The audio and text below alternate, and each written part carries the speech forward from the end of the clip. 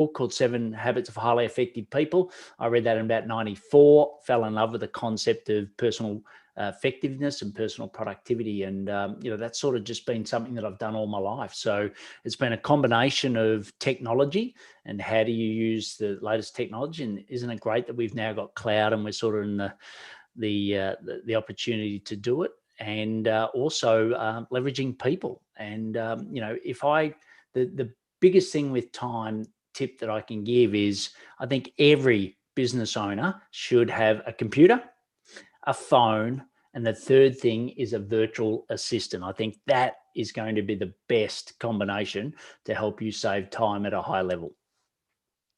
So, quick follow-up on that. In terms of, having a virtual assistant, so many people, they hear that idea everywhere, right? And they go on onlinejobs.ph or Upwork or, one of the various freelance platforms, and they, they get find the VA, and then they get them onto like a Zoom call or on Skype or, over chat or however it is they're conversing. And then they just kind of stare, they just kind of stare at each other because this person, has no idea of, they know they want more help, but they don't even know where to start in terms of, offloading some stuff. So what do you think people have to do before they even have that first interview with that VA? Yeah, look, great question. I think the first thing is the mindset, right? I think a lot of people go for, well, a VA is going to cost me $5 US an hour as a rough rule of thumb. So they go that path. And I think, it's the wrong way to look at it. It's not what it's going to cost you, it's what it's costing you, i.e., what your time is worth. Right. So that's the most important thing. So if you're, making $500 an hour, it's a $500 decision, right? It's not a $5 decision, right? So the gap is a lot greater. So, therefore, even at $20 an hour or $50 an hour, it's much better to get someone else to do the things that you should be doing than you doing them at $500 an hour or, even at $100 an hour, right? So I think that's the first thing, the mindset. Don't go for the cheapest person, right? Just because everyone always talks about this $5 myth of a fantastic VA.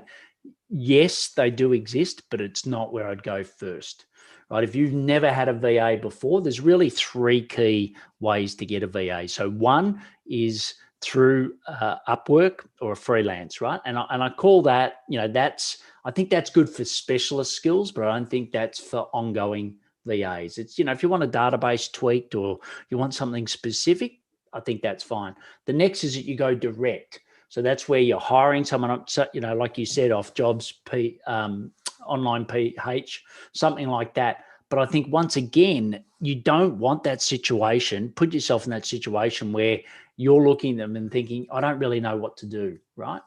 I think the third option is going through a provider, an agency, right, where they train the VAs.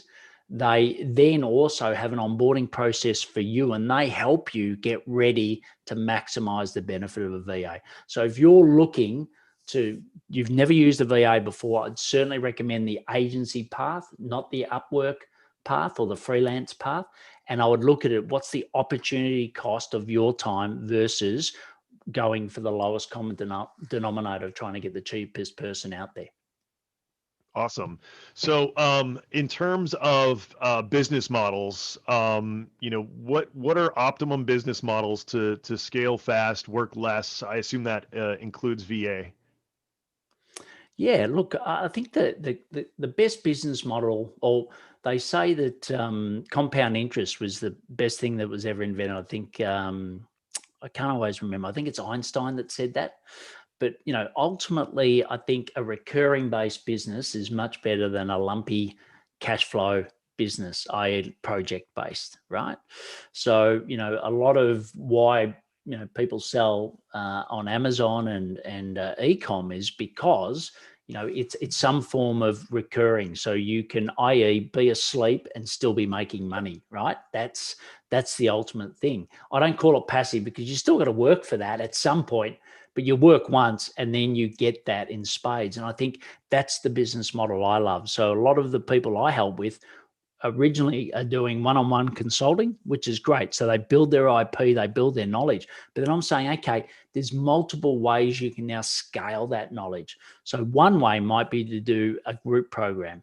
Another way is maybe to create a membership or an online course. But what you're doing is it's no different to a gym membership, right? You pay the gym membership, but you don't always go there. But when you do, you get value. I think that subscription recurring based business model is fantastic, because what a lot of people do, and I must admit, I started with this, is trading time for money.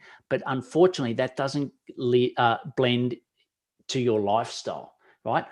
My company's called Build, Live, Give, because you want to build a business, but the business is first based on what sort of lifestyle you want to live, right? So the lifestyle. So if you've got a recurring model where you don't have to be there to make money, I think that's a great way to go. And then, the third thing is give, which is, Build, Live, Give is about giving back, because you've got the time to do that, because you've got the team, you've got the recurring income. So that's the business model that I recommend. It's not the only one out there, but I think it's a great one, whether you're selling e-com or whether you're selling some other form of service.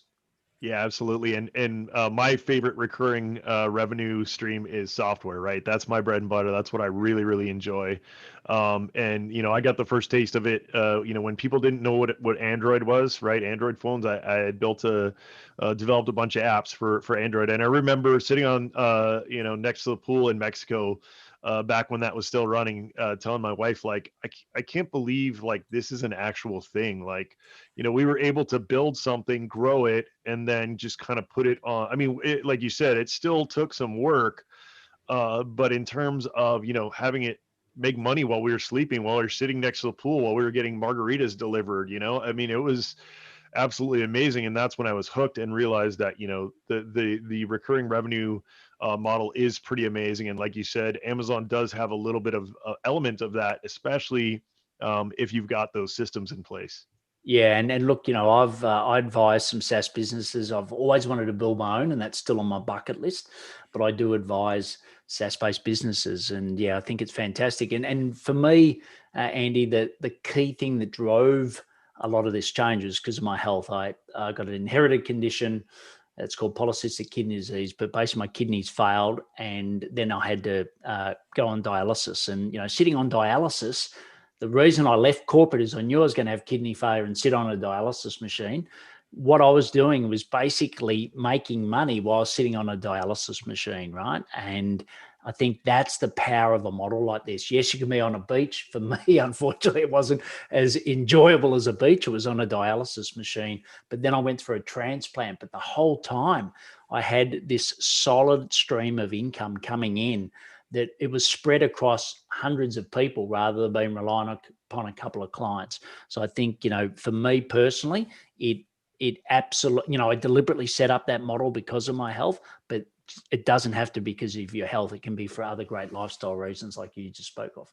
I love that you had the foresight to do that. That's awesome. Yeah, I think it's really great to think about, right now I'm reading the book, The E-Myth Revisited, and it's talking about how, a lot of us try to get out of our job because we're like, man, I'm really good at this. I'll just start my own. And what ends up happening is you start your own job. You're still a technician, and you're not able to get over that hump of actually becoming a business owner. So you just kind of end up employing yourself, and you can't get to the point where you're like the visionary and employing the team and all of that. So, and I know that's something that every business owner struggles with, whether you're running an Amazon business, whether you're a coach, whether you have software, whether you have a course, whatever you're doing, real estate, whatever you're doing, it's hard to not be really good at, whatever you did before and try and apply that, try to still be a worker bee in your own business. It's really, really tough. So as a new business owner, what do you think, Paul, are the top 5 priorities I should be working on every day? Yeah. So in short, I wrote a book called Build, Live, Give. And it sort of, it was my transition from corporate into running my own business. So I'll just quickly run through those 5 key things that I put in the book. So I think the first one is your time, right? So you really need to, leverage technology, leverage those people that you can outsource to absolutely prioritize your time. So I think that's the number one thing. And what does that mean? That means that everything you do, make a call. Am I the best person in the world to be doing this, right? If the answer is no, please get someone else to do it, right? And with COVID, I have answered that question so many times this week in the wrong way. I have said I should not be doing this, but I'm going to do it anyway because I'm not in the, I'm behind right now. I'm too busy chopping down trees to sharpen the axe. So, I got you. Sorry, please continue. That was a good one. Yeah. So that's the first one. And I've talked about technology in a VA. The next is your ideal client, right? So I think, this is so critical and it's a bit overused, but I think, I'm a big believer in niching down, niche, wherever you are in the world. I think it's really important that, someone hits your LinkedIn profile and they know exactly whether this is for them or not. There's so many of us, and I use, the Super Bowl just occurred. I use that as stadium concept where you're not trying to fill a whole stadium. In some cases, to begin with, you're trying to fill just a super box, right, of specific people. So make sure that you're very clear on who your ideal client is. I think that's critical. I've got some great assets to help do that. So, people can reach out and get those. The third is the business model, which we've covered. And I think that just makes it so much easier. If you get that right, well, then a lot of the hard work, because a lot of people say, I'm working really hard. I'm working 50, 60, 80 hours a week. But it's like, well, are you working smart? And that business model helps. So, constantly challenge your business model and constantly evolve that business model.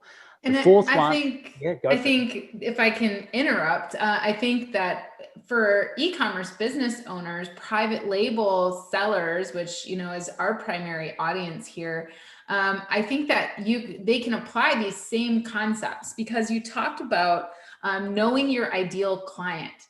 I know many people that do not focus, like when they first get started with a product brand, they try and just launch so many things in a million different categories, and they end up spreading themselves very thin. And then that leads to issues with their knowing really their business model and niching down, really, really mastering a niche. And when we meet some of the sellers that have really, really done really, really well, it's because they've been able to just master a niche. So I think that those 2 things that you just talked about, knowing, your business model, niching down, and knowing what your time is worth and who should be doing what, which will allow you to scale faster, and knowing who that ideal client is and not trying to sell everything to everyone.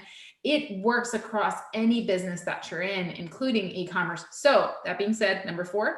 Yeah. And sorry, just quick, on that, Amy, I think that was the power of the Coke company, right? A lot of people ask me, why has Coca-Cola been around for 150 years? Warren Buffett's made, I think he's 10% shareholder, made a lot of his wealth out of Coca-Cola. Why? And I said, because they do enormous amounts of consumer research before they launch anything. Right. And I think that was the real power. And that has stayed with me. They make sure that they don't come up with a product and then fit it to a consumer. They ask the consumer, they really research the consumer as much as they can. I know it's a bit of a cliche, don't put the cart before the horse, but I think I definitely learned that. So the fourth one is sales focus, right? We've all got to focus on sales. So whether you're an e-com business, a service-based business, whatever you are. And to me, there's sort of 5 key elements to that, and I'll just quickly go through those. So first is your marketing assets, right? Like, what have you got that's unique that draws you? So even from an e-com brand perspective, what's your positioning? What have you got that draws people to you, right? So that's the awareness piece. The next is around your sales funnel, right? And for e-com, obviously it's the customer journey.